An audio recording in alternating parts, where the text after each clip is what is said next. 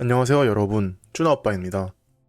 며칠 전에 대한민국에서 새로운 대통령이 나왔었죠. 바로 이재명 대통령이에요. 아마 이재명 대통령에 대해서 잘 모르시는 분들이 많을 테니까 아주 간단하게 소개를 해볼게요. 이번에 새로 당선된 이재명 대통령은 옛날에 변호사였어요.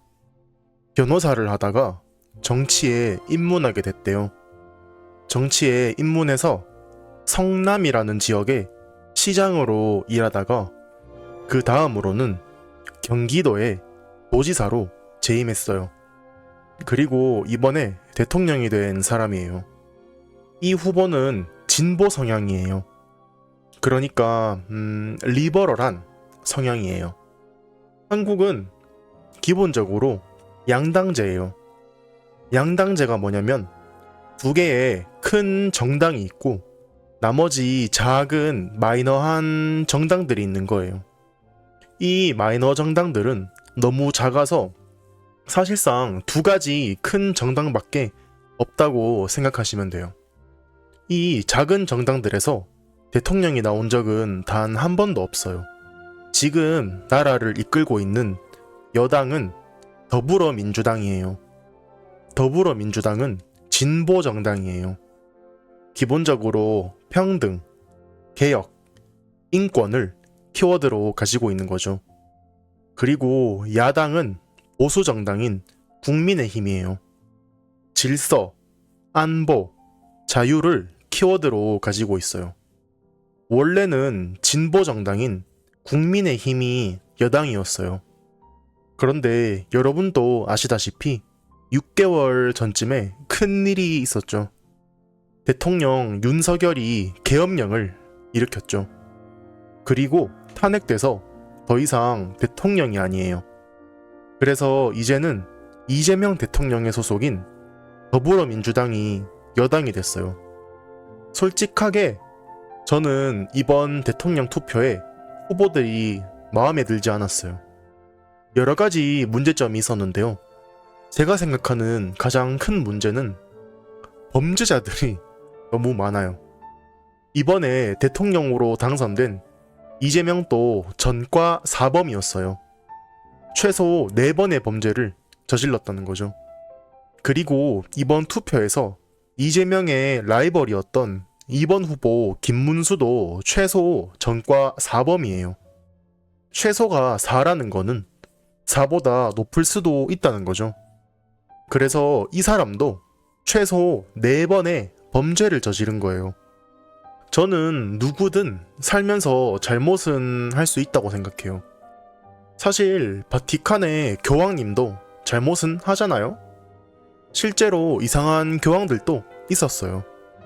사람이면 누구나 잘못은 할 수 있는데 어떤 종류의 잘못을 하는지가 중요하다고 생각하거든요. 예를 들면 길거리에 침을 뱉고 쓰레기를 버리는 건 분명히 잘못된 행동이죠. 그렇지만 사람을 때리고 죽이는 것과는 비교할 수 없잖아요. 그래서 이번 대통령 선거에 후보들이 어떤 잘못을 했는지 찾아봤는데 제가 생각한 것보다 심각한 범죄들을 저질렀더라고요. 일단 이번에 대통령이 된 이재명은 음주운전을 했어요. 술을 마시고 운전을 했다는 거죠.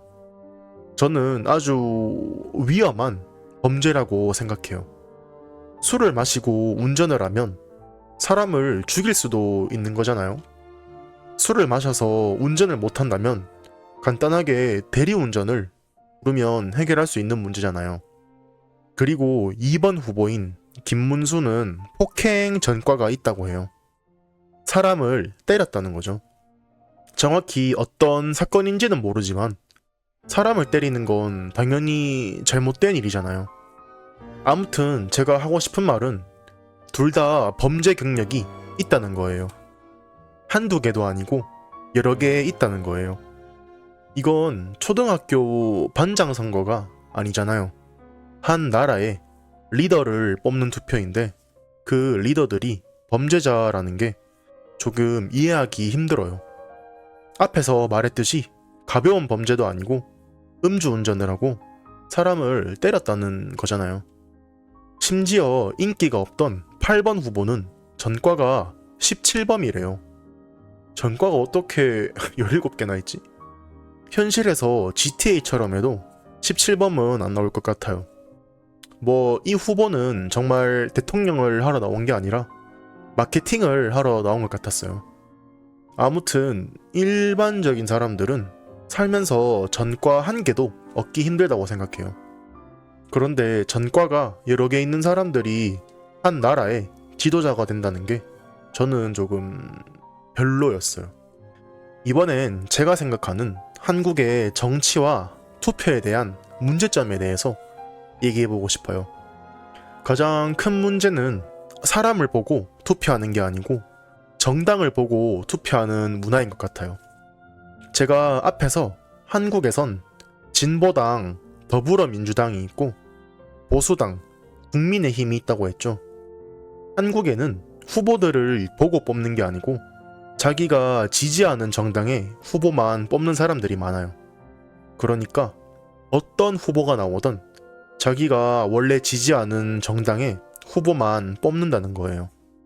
더불어민주당을 지지하는 사람들은 무조건 더불어민주당의 후보들만 투표하고 국민의힘을 지지하는 사람들은 무조건 국민의힘의 후보들만 투표하는 거예요. 사실 정당이 아니고 정말 좋은 후보를 투표하는 게 이상적인 상황인데 그게 힘들긴 해요. 왜냐면 한국에서 진보 정당인지 보수 정당인지는 정말 중요해요. 다른 나라들보다도 더 중요하다고 생각해요. 왜냐면 한국은 엄연히 아직 전쟁 중인 국가예요. 북한과 전쟁 중이죠. 다른 나라는 공식적인 적은 없어요. 하지만 우리나라는 공식적인 적이 바로 위에 있다는 거죠. 그래서 나라의 군사력이나 북한과의 외교가 아주 중요해요. 다른 나라의 진보 정당, 보수 정당은 사회적 시스템과 경제에 관해서 특히 차이가 많죠. 그런데 한국의 두 정당은 군사력과 북한에 관한 외교 스탠스의 차이도 있어요. 그리고 한국 정치의 두 번째 문제는 대깨 문화예요. 대깨는 대가리가 깨져도의 준말인데 말 그대로예요. 대가리가 깨져도. 그러니까 아주 나쁜 일이 일어나도 내가 좋아하는 후보를 지지하겠다는 뜻이에요. 아주 폭력적이죠. 재미있게도 이 대깨라는 말은 정치에서 나온 말이에요. 한국의 19대 대통령은 문재인 대통령이었어요. 19대 대통령 투표를 할 때 문재인 후보의 팬들이 있었어요. 그 팬들이 자기들은 무조건 문재인 후보를 뽑을 거라는 뜻으로 대가리가 깨져도 문재인이라는 슬로건을 만들었어요. 이렇게 시작한 슬로건이 문재인을 싫어하는 사람들의 귀에도 들어갔어요. 그래서 문재인과 문재인을 좋아하는 사람들을 조롱하려고 쓰기 시작한 거죠. 여기서 시작해서 무언가 하나를 엄청 좋아하는 사람들을 대깨라고 부르기 시작했어요. 대깨문에서 문의 자리에 다른 단어를 넣으면 되는 거예요.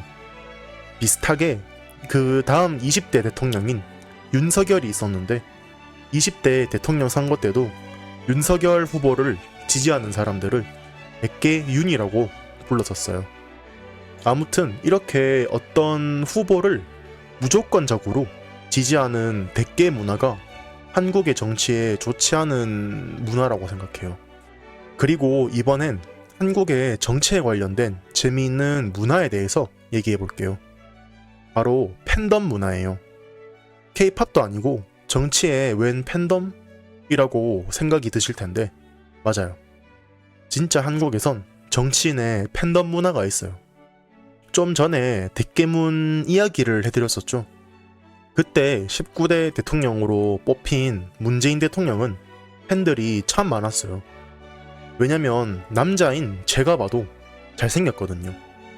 잘생겼고 목소리도 좋으니까 당연히 좋아하는 사람들이 많겠죠. 사람도 결국 동물이니까 같은 말을 하더라도 잘생기고 이미지가 좋은 사람을 좋아할 수밖에 없잖아요. 이 문재인 대통령을 정말 좋아해서 K-팝 팬들이 아이돌을 좋아하듯이 좋아하는 사람들도 있었어요. 한 번은 정치인들 포카도 봤었어요. 포카는 포토카드의 준말이에요. K-팝 아이돌이나 스포츠 선수들의 포토카드는 많이 봤거든요. 그런데 정치인들의 포카도 있었어요. 엄청 신기했었어요. 역시 한국은 K-팝의 나라구나 하고 생각했었어요. 그리고 두 번째 재미있는 문화로는 개표 방송이 있어요. 대통령 선거 투표가 끝나고 나면 개표를 해서 결과를 봐야겠죠. 그럼 개표를 실시간으로 보여주는 방송이 있어요. 그런데 단순하게 숫자와 그래프만 보여주는 방송이 아니에요. 영화나 드라마의 장면을 패러디해서 보여주는 개표 방송이 있어요. 보면 시리즈도 아주 다양해요. 킹스맨, 해리포터, 스파이더맨, 터미네이터, 인터스텔라, 스타워즈, 오징어 게임 아주 많아요. 어떻게 이렇게 아이디어가 많은지 모르겠어요. 그냥 숫자랑 그래프만 보고 있으면 심심하잖아요.